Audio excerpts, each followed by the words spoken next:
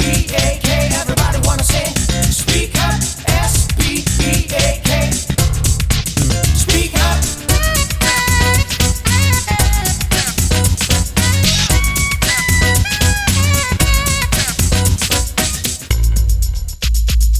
In this issue of Speak Up, City Lights, Elvis at 68, Celebrity Religion, Novelty Foods, In Defense of Children, One City, One Book, A Rural Reading Retreat, Henry Miller's Gulf Coast, the short story Montana, an interview with grandson John Hemingway, and a song by Jennifer Lopez. Happy New Year and welcome to issue 188 of Speak Up. We start on page 4. City Lights. Aztec art, London. One of the world's greatest civilizations is being celebrated at the Royal Academy of Arts in an exhibition, Aztecs, lasting through April 11, 2003. On view are over 350 works made by this impressive culture and on a rare excursion out of Mexico. Included among them are objects in turquoise, gold, and jade. For more information, visit www.royalacademy.org.uk. A Pyramid of Glass, Tacoma, Washington. This city's desolate downtown waterfront now boasts a magnificent modern structure, the nation's only museum dedicated primarily to contemporary glass. The Museum of Glass, International Center for Contemporary Art, which opened last July, is a $48 million, 75,000 square foot futuristic-looking building of glass, steel, and sand-colored concrete. Designed by the Canadian architect Arthur Erickson, the museum has numerous glass art on the main floor and outside on the roof and plazas, but will also host exhibitions by contemporary artists that do not work in glass. All aboard? New York! Hailing a cab in New York City has just taken on new meaning, thanks to the arrival of a new taxi service, New York Water Taxi. Initiated just a few months ago, this boat service takes passengers between Brooklyn, the Wall Street area, and the west side of Manhattan aboard plush, 53-foot-long catamarans. For more information, call 001-212-742-1969. Sex in the City, New York. The U.S.'s first museum dedicated to sex has opened in New York on 5th Avenue and 27th Street. 4 years in the making, this museum offers both an educative and entertaining look at the sexual history of the city. Displays include photographs, posters, and films. Tickets cost $17 and will be sold only to those 18 years and older. African Faces, New York.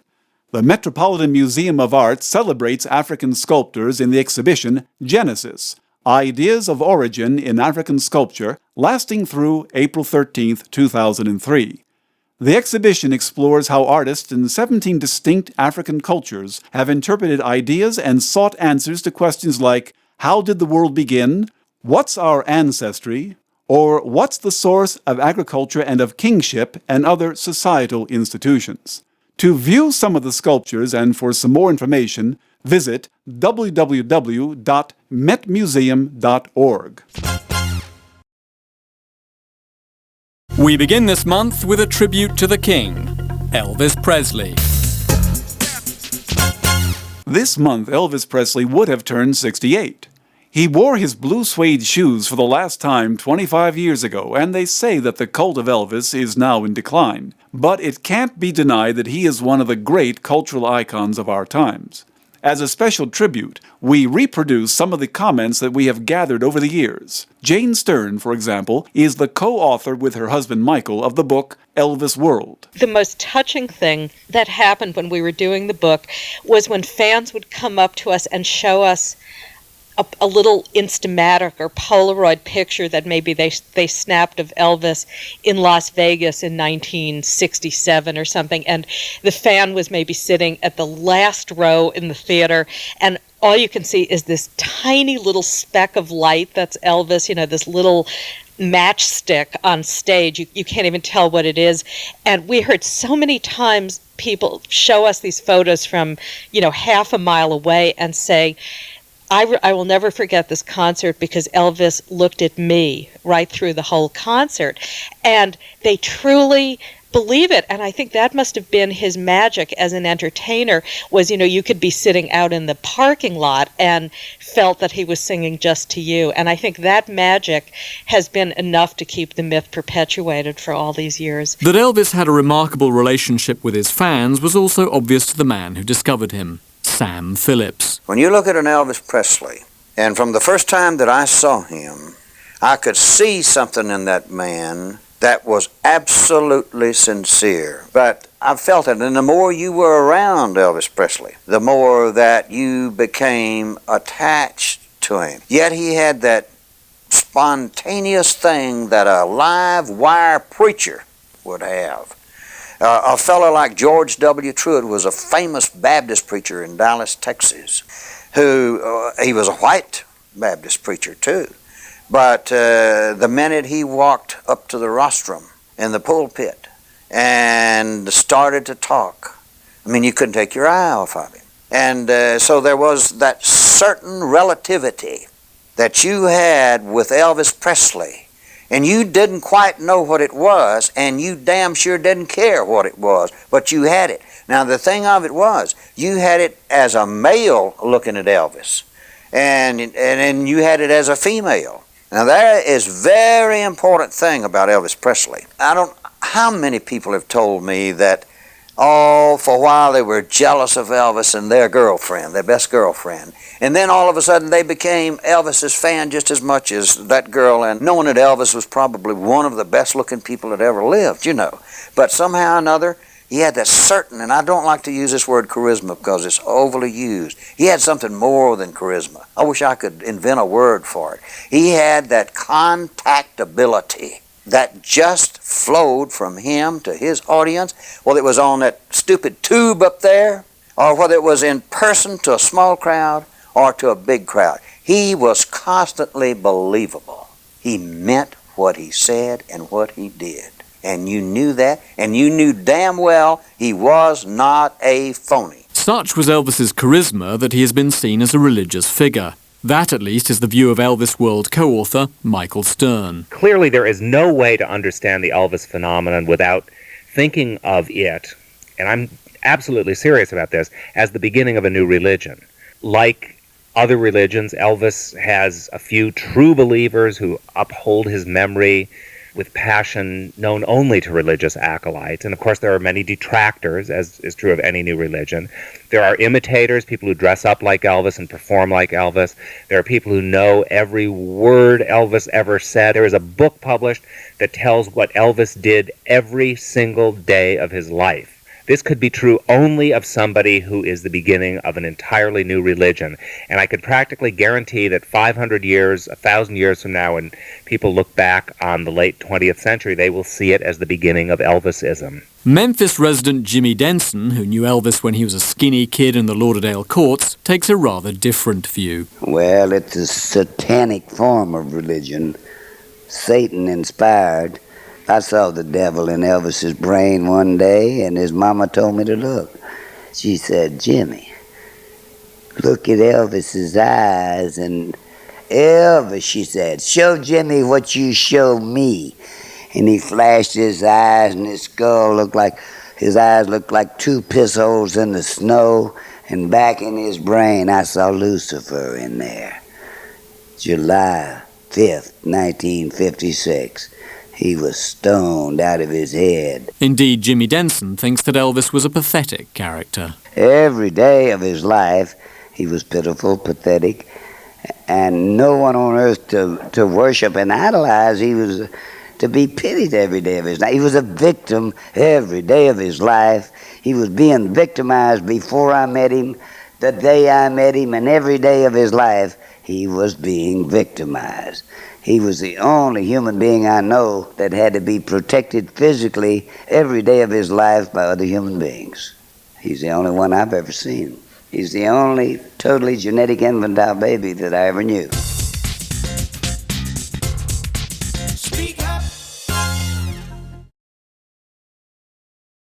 Still on the subject of celebrity, we ask a psychiatrist for his opinion.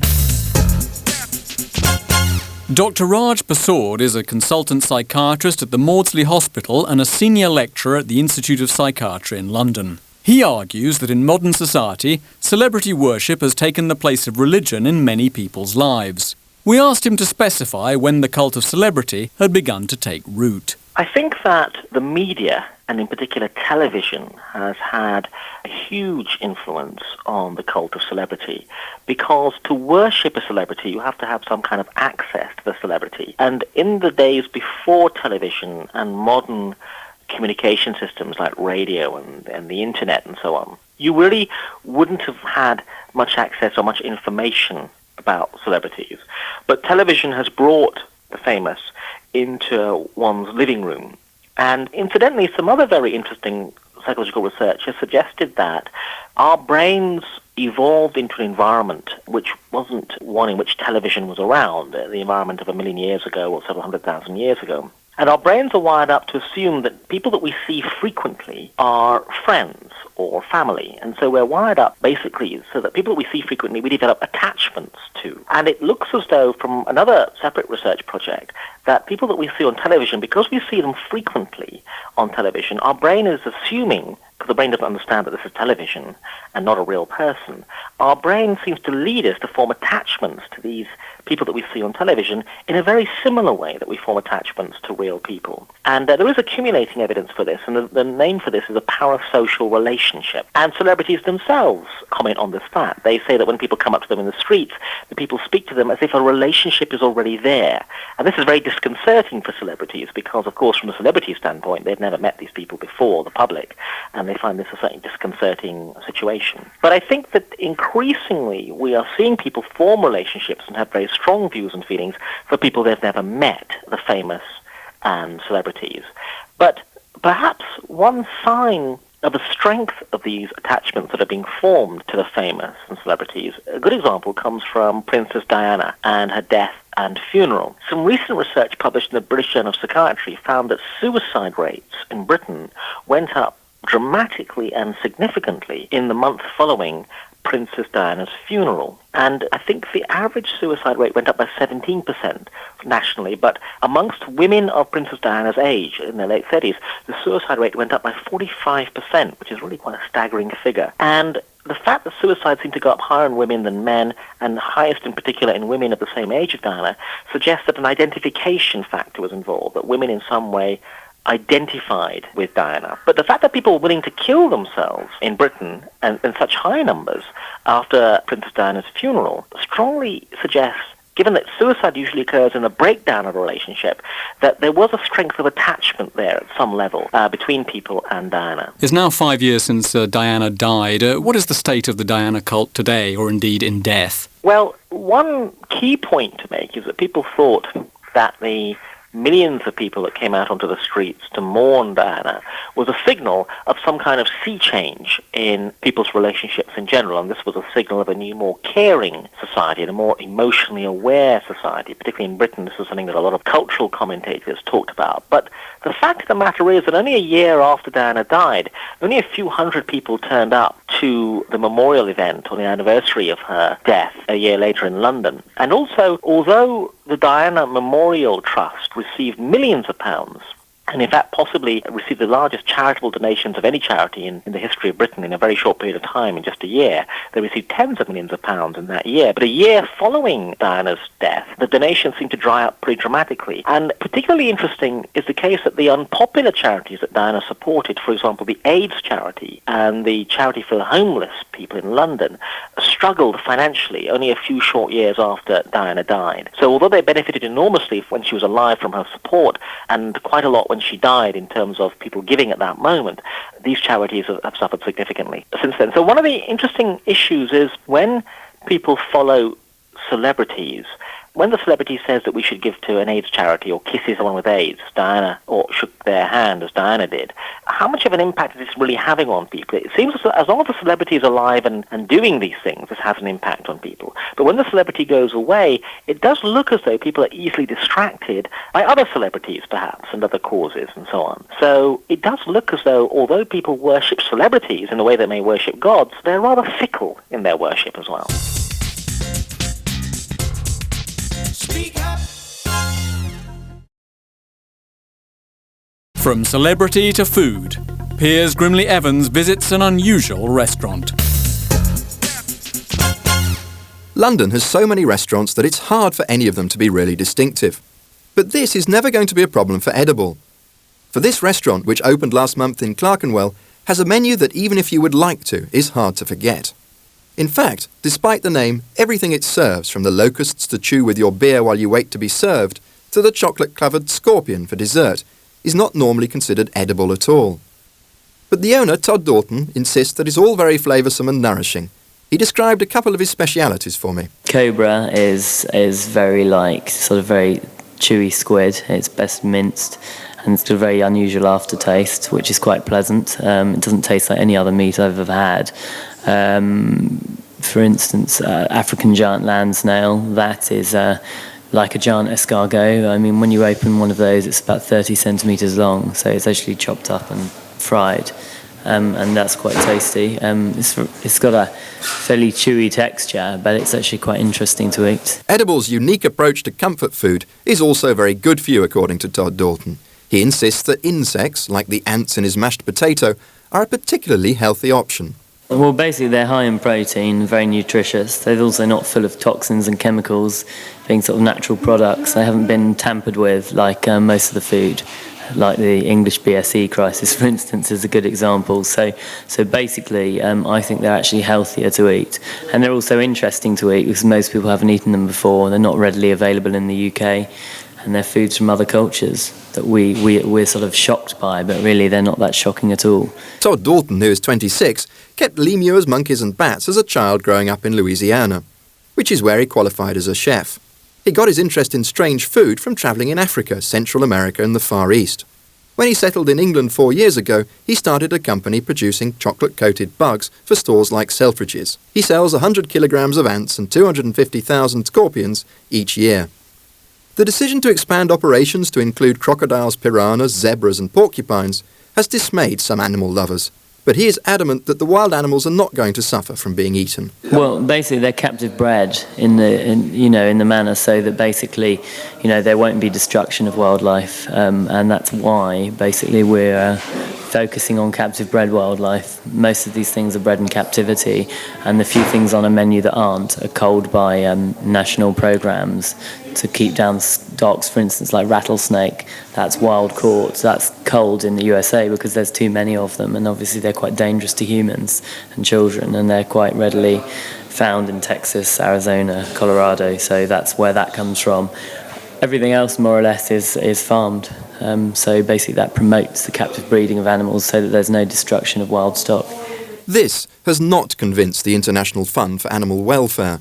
Their spokesman said, "I think it's disgusting and I certainly won't be eating there myself." But Edible does have vegetarian options. If you can't face bugs or jungle beasts, you can always have a flour salad. And if you are too unadventurous for the scorpion martini and the snake wine, why not enjoy civet cat coffee? Each grain of which has been picked from the droppings of this elusive nocturnal animal. Or you could enjoy a glass of pearl dust champagne. Like many of the dishes, this is famed for aphrodisiac effects, which Todd Dalton hopes will make Edible popular with courting couples, or at least those of them who don't mind sharing their romantic moments with a plate of curried worms. Speak up. To England next, where Piers Grimley Evans talks to an organisation designed to defend children. This year, Britain's debate over corporal punishment has involved God, the United Nations and Mick Jagger's ex-wife Jerry Hall, who launched Children Are Unbeatable. This is a campaign aimed at changing the law to protect children, and as it has the backing of the UN and Britain's major child charities, it may well succeed. But it will be a shock for Britain's parents. CAU want children to have exactly the same legal rights as adults, which means that any parent who smacks their child, however likely, would be committing a criminal act. To find out why they think this is necessary, I spoke to Rachel Hodgkin. The point about smacking is that it's not a good form of punishment. It doesn't actually make the child want to change his or her behaviour. It also sends a very clear message that the way you sort things out is for the bigger and stronger person to hit the smaller and weaker person. Now, is that the kind of message that we want to send our children? So it's not, so as a disciplinary tool, it's very doubtful. It also, you are, as a parent, doubtless just give your child the odd smack, but because it's not a very good effective form of punishment, it means that a lot of parents who don't have internal controls smack harder and harder and harder. In the government-funded research on ordinary British families, they discovered that 3/4 of mothers had smacked their baby before their first birthday, and that 1/3 of the children were hit weekly or more often. And of these families, over 1/3 had been punished severely, and their definition of severely was likely to cause some sort of psychological or physical damage. Norman Wells of the pressure group Families First does not agree. He thinks smacking in the context of a loving family does not damage children. But he also believes that whether or not you agree with Rachel Hodgkin, the CAU proposal is dangerous. I'm sure there are some people who feel very uncomfortable about the idea of smacking a child. It doesn't sound very modern. It sounds sometimes it's presented as being Dickensian and old-fashioned. But when you think about the actual consequences, I think that is where it becomes very disturbing, because if there were an absolute ban, there would be a risk of there being case conferences and children being placed on the at-risk register, and even of court cases of children being forced to testify against their parents, and the possibility of homes being broken up. And that is a very worrying thing, because even if you take the view that you don't think that smacking is a good way of bringing up children, you don't think it is appropriate, you still need to stand back and think, what is really in the best interests of this child? There are all kinds of things which parents do to children which may not be ideal. You may say, well, it's not ideal if a parent smokes in front of a child. It's not ideal if a parent allows their children to watch too much television. But you have to stand back and think, is it really in the interests of the child to be taken away from their parents, or to have their parents taken away from them and locked up? Children Are Unbeatable say their objective is not to prosecute parents, but to change attitudes, to prevent more serious forms of child abuse. They claim there is consensus among childcare professionals for a total ban of smacking, and that they have history on their side, with the law gradually changing their way across Europe. Of course, the problem for CAU, and the associated global initiative to end corporal punishment of children, is that the overwhelming majority of parents in Britain and around the world still smack, and are in favour of smacking. To them, Rachel Hodgkin offers the alternative of positive parenting. The most positive form of parenting is, of course, to emphasise and praise the good, and to not ignore, but to minimise the attention given to bad behaviour, on the entirely provable theory that children often misbehave because they're seeking the parent's attention. So even if the parent hits them, that's better than being ignored. And speaking as a parent, what's particularly difficult is to remember to praise your children for sitting still and being quiet and not being a nuisance, rather than only turning around and exploding at them when they're being boring and disruptive. But the wonderful thing about it is that it does work. Before I had my children, I thought this is a good theory, but I wonder if it really works in practice. But then when I became a parent, although I found it very, very difficult because it's kind of against human nature, it is entirely true that children do flourish and behave better if you pay attention to their good side rather than endlessly nag on about the bad side. It will, however, be far easier to change the law than to change people's attitudes. Corporal punishment has deep cultural roots, and with the increasing lawlessness of British schools, there have been calls for the reintroduction of traditional punishments. A group of Christian schools are currently basing a claim to apply physical discipline on God's reputation as an enthusiastic pro-smacker. Their lawyer argues it is essential because it is a central tenet of the Christian religion that mankind is born with a heart inclined to all kinds of evil. For Rachel Hodgkin, however, smacking is where the evil starts. If you look at the world's dictators and the world's kind of monsters, they have all had childhoods where they have, find me one of these Saddam Husseins who haven't had childhoods where they have been physically beaten and assaulted.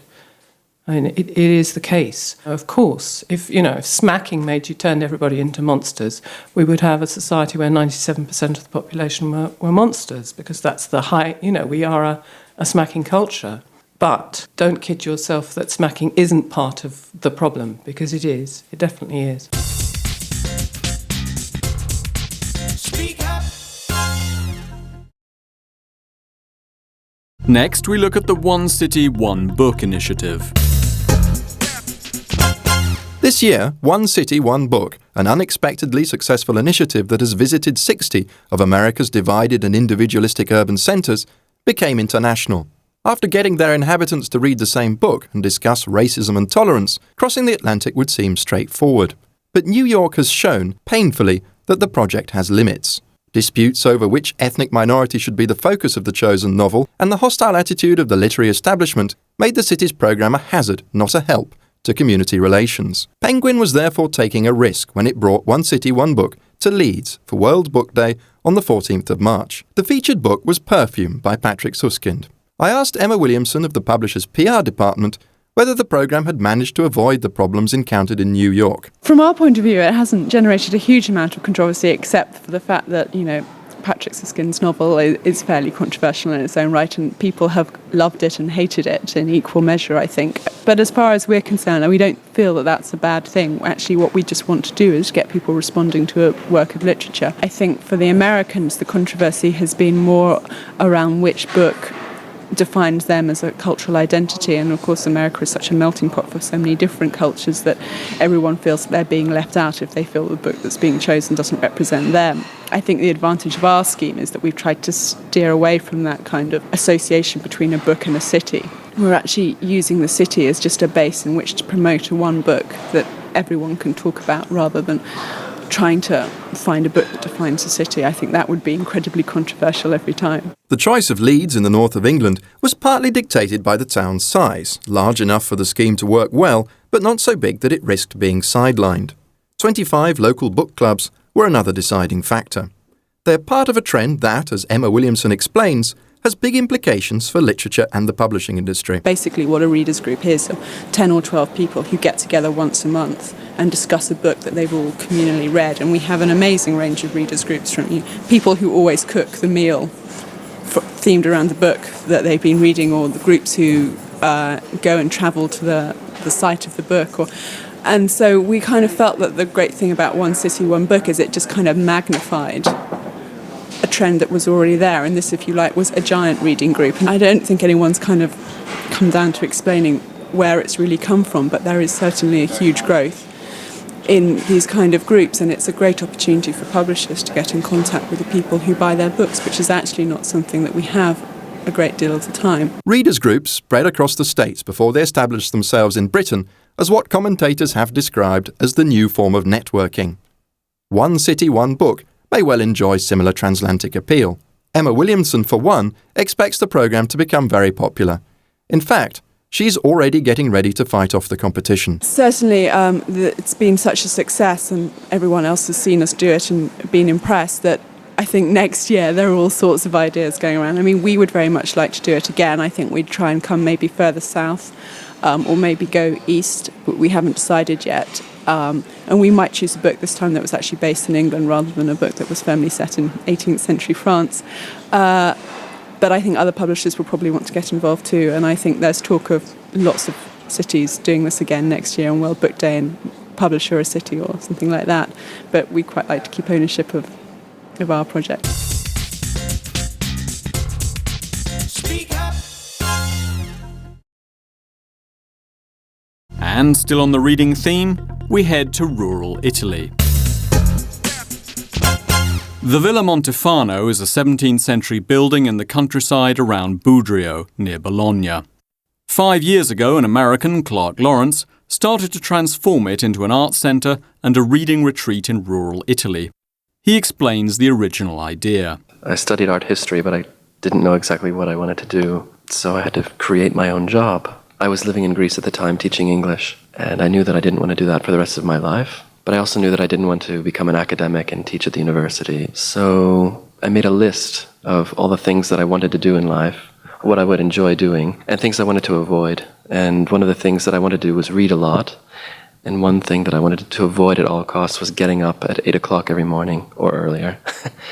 On the list of things to do was to have a big house where people could come for dinner and to read and hang out. And just looking at what I really wanted to do, I sort of developed the idea of having a reading house, a reading retreat, which I'd never heard of, but I thought I'll give it a try. Clark Lawrence is helped by Rachel Yap, an English software engineer who quit her job in order to come and work at the villa. For me, I find reading very relaxing, educational, and it's a way of sharing, perhaps, sharing with the author that wrote the words, you share something, but also with other people that have read the book. And so often when we're sat here around the dinner table and we're talking about a book, you'll have something in common with somebody that otherwise you perhaps wouldn't have had so many things in common, just because you've read the same book and you can talk about the same characters and you relate to something the author has said that stuck in your mind or that was particularly significant to you. The Villa Montefano is also used for concerts, art exhibitions and even private parties. Guests can come and stay for a day, a weekend, or as long as they like.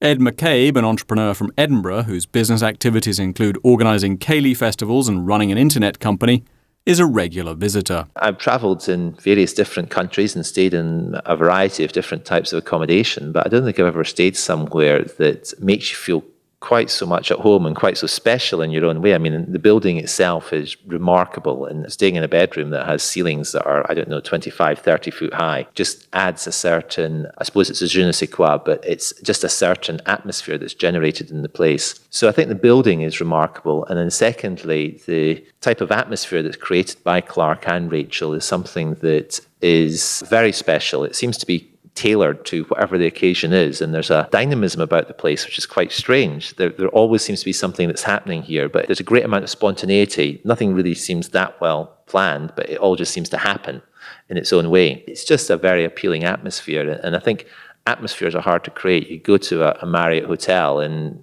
in the Marriott hotel you'd have your TV and your video and your 5-star, 4-star accommodation, but in many places they have no soul or spirit to it. This place has got a remarkable atmosphere because it's a 200-300-year-old villa, but it's got a soul and a spirit to it, which is the work that's been done in terms of trying to make it an arts-based venue.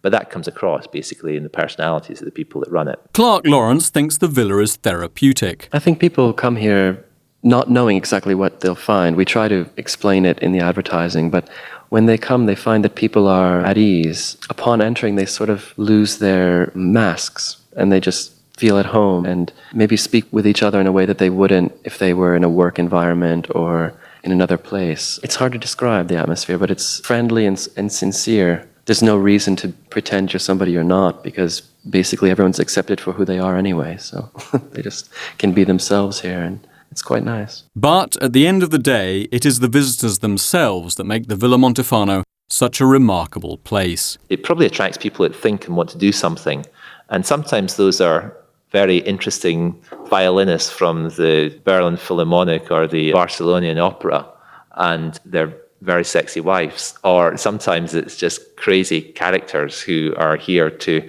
try and look at the venue and see if they want to use it themselves or hire it, who have got a musical about a transvestite version of James Bond. And because it's based around arts, you do get the absolute serious to the absolute bonkers, and I find that quite appealing.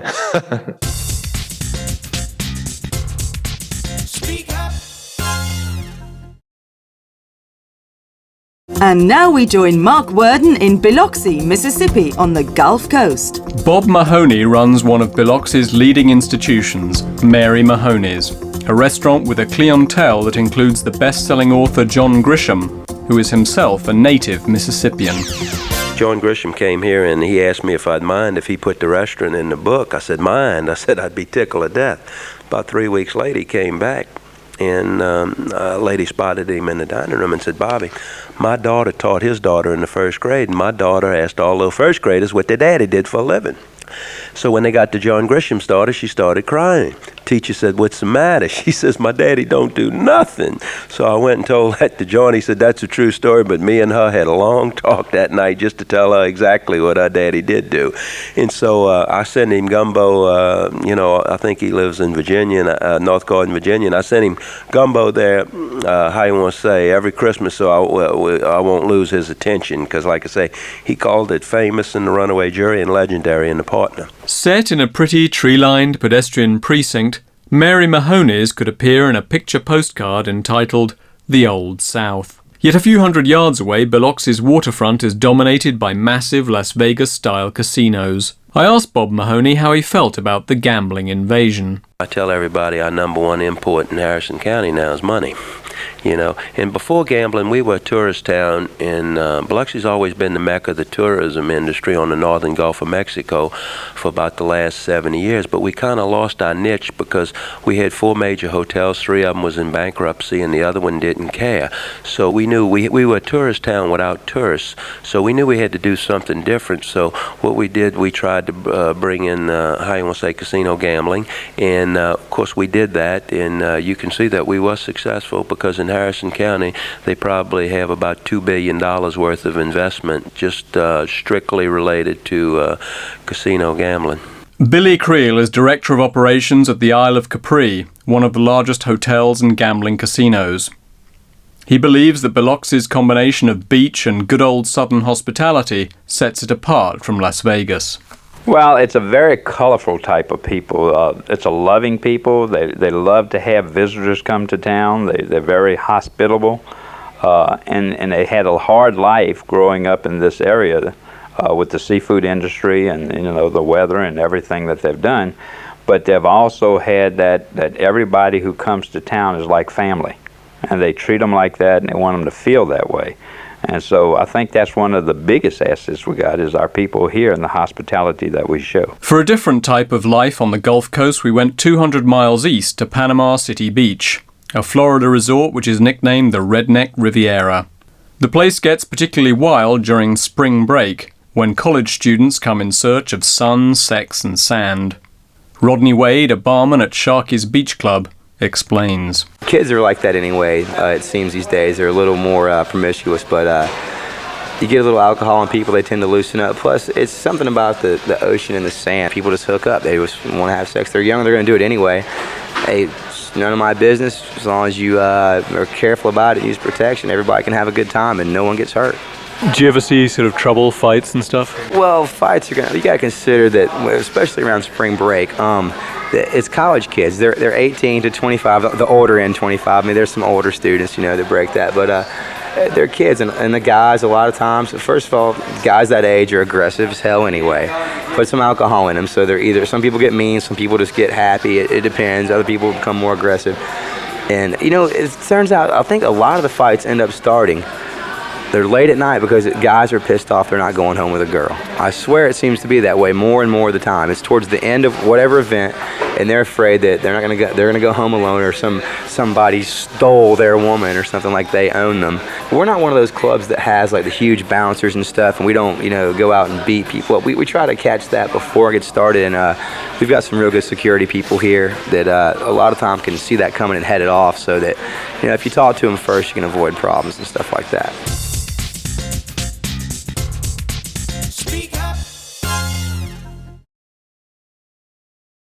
This month's short story is Montana, an autobiographical tale written and read by John Hemingway.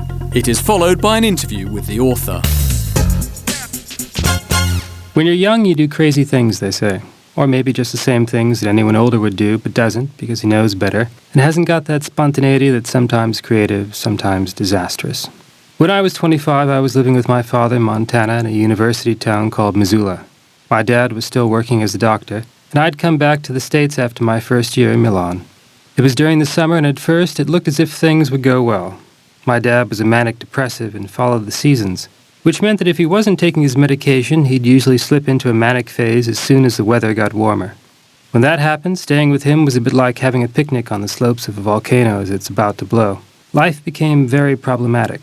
Ernest also suffered from the disease, and 3 of the unfinished novels that posthumously were published, as The Garden of Eden, Islands in the Stream, and True at First Light, were supposedly written in periods of manic fervor. It was a condition that my father had had for as long as I could remember, and up until 1983 he'd never had any problems in picking up the pieces after a round of cyclic destruction.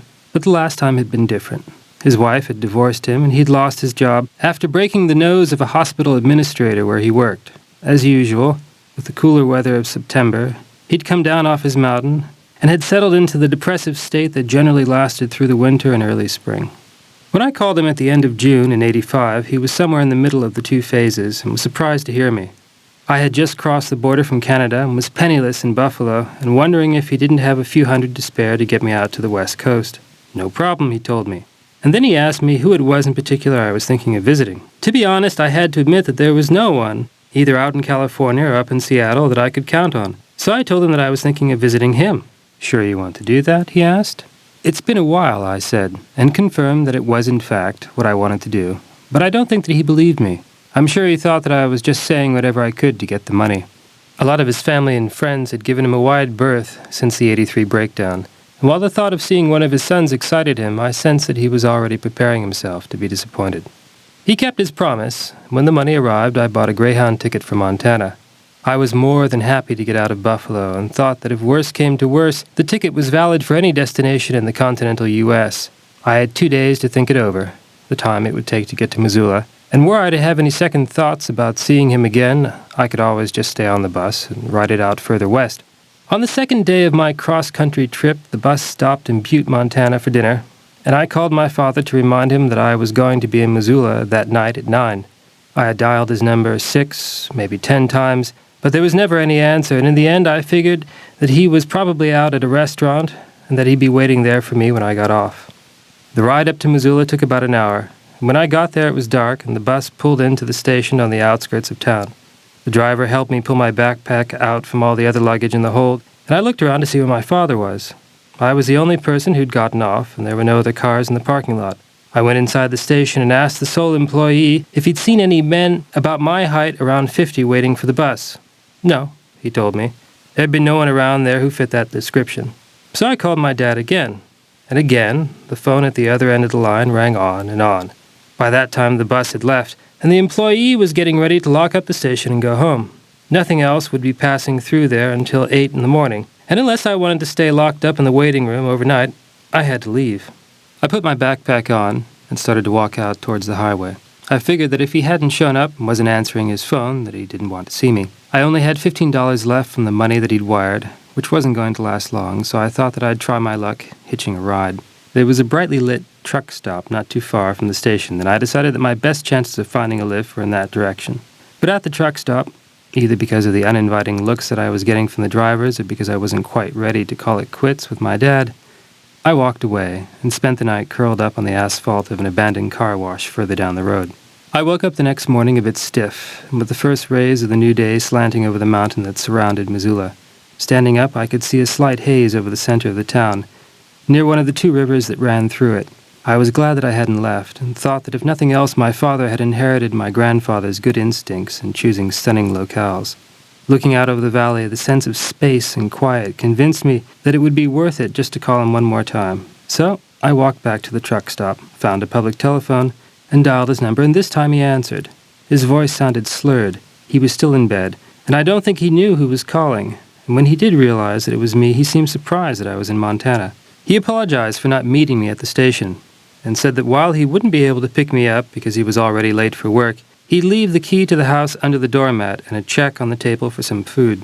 His apartment was in a building located next to one of the rivers. The place was a disaster, with dirty dishes and beer cans lying everywhere, and an atmosphere that said that here was a person in desperate need of someone's care. I did the best I could. I cleaned the apartment up and gave him back some of the order that he'd abandoned when he was down. We caught up in each other's lives, and he told me about his recent problems and his divorce, and how he was trying to get back on his feet again. He was working, albeit at the clinic at the state prison down in Deer Lodge, but it was a job, and he'd always believed in the importance of work.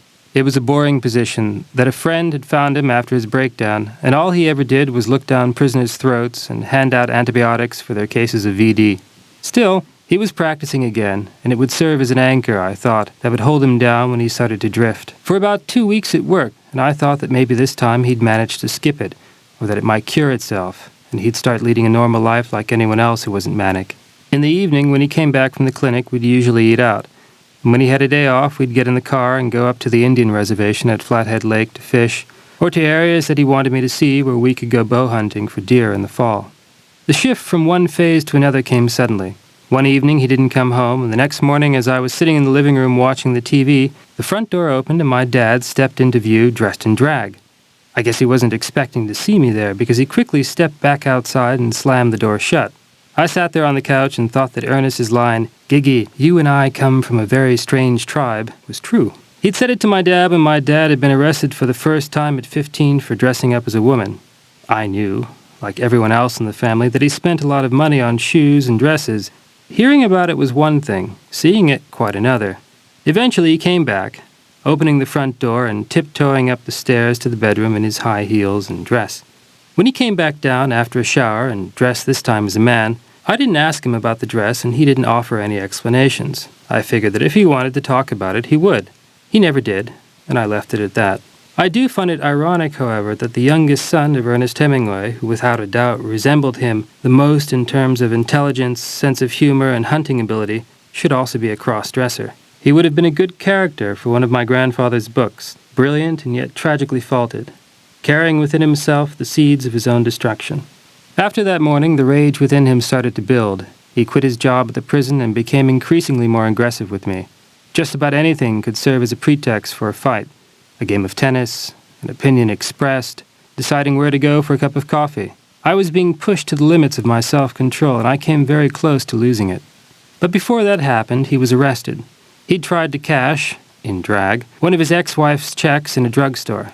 The judge who he was brought before let him off easy because, as he said, Montana needs doctors, but promised that if he saw him again, he'd throw him in jail.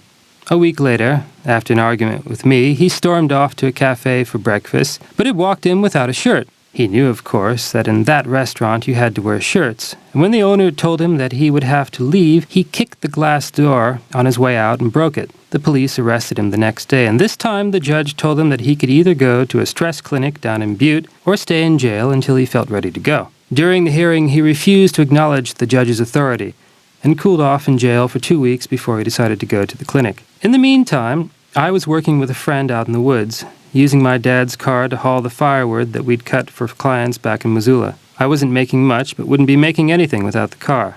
So when my father got out of jail and went down to Butte, he sent word that he needed his car back. At first, I pretended not to hear him, but then he came up to Missoula and told me that he was going to have to take it. I spent the day without his car, riding around in my friend's truck, and in the evening made my decision. I bought a Greyhound ticket down to Butte and walked from the station to the clinic where his car was parked. I still had my own set of keys, so I just opened the door, started it up, and drove away.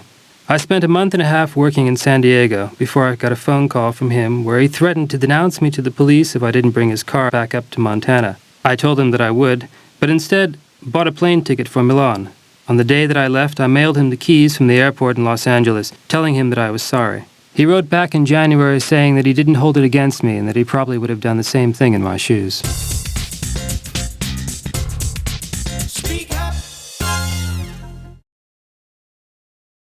John Hemingway, aged 42, is a writer and translator based in Milan. He talked to Speak Up about his complex relationship with his father Gregory, who was to have a sex change before he died in October 2001, and about Gregory's even more complex relationship with his father Ernest. People say, John, gosh, it must be difficult for you to talk about this. Well, more than difficult for me to talk about it, it was difficult for me to live it. And then for years to deal with it. But now, I suppose it's just about like anything else with your life. If you live with it long enough, you have to understand it. I had to understand him. And to understand him, I had to understand my grandfather. Because my father was obsessed with Ernest to the day he died. There was this symbiosis that just would not end. So the fact that you didn't know your grandfather for reasons of time span, he was kind of like a presence who was always there in your life. Well, it's strange because my father, when I was younger, would never talk to me about him. Even when I got to the age where I knew that this person was someone important, in the world, and I wanted to know about him, I would ask him, I'd say, Dad, what was your dad like, And then he'd try to sort of get out of answering that question by changing the topic or, let's go get an ice cream or something like this, Because later on, I understood that he was trying to protect us. Yes, it was difficult for him, but he was always dealing with it. And he didn't want us to have to deal with that too, with that kind of weight, that kind of burden. And so it was only in the last 2, maybe 3 years of his life that he would talk to me about his father and the pluses and the minuses of it. I mean, because he loved his father tremendously, but at the same time, there was a lot of hurt there. And yeah, he wanted me to know the positive things, especially about writing and stuff like that. But when I was young, he just wanted to protect us, basically. At one stage in the story, you quote Ernest's line, Gigi, you and I come from a very strange tribe. For yourself, what's it like to come from this gene pool? Is it scary? My family, yes, does have certain genetic problems. Not that they always are there, but they do crop up from time to time. My great-grandfather suffered from clinical depression. 3 of his children ended up killing themselves, Ernest, Lester, and Ursula. I think that Ernest was probably manic-depressive, from what I've heard, although I have never read any sort of diagnosis which states this, but judging from his behavior, it wouldn't surprise me.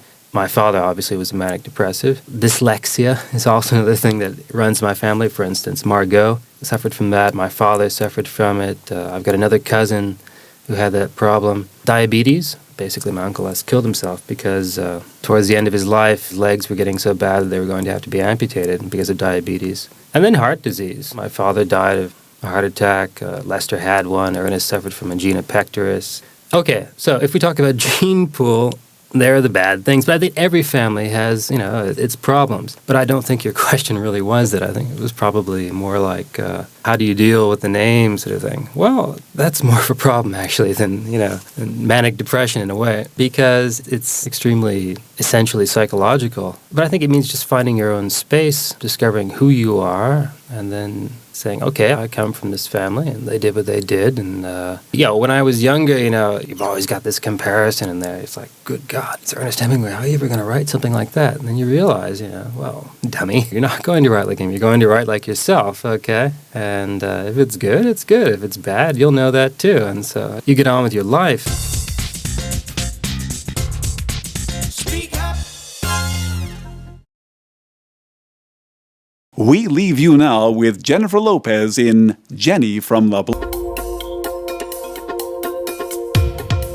That's all for now, folks. See you again next month.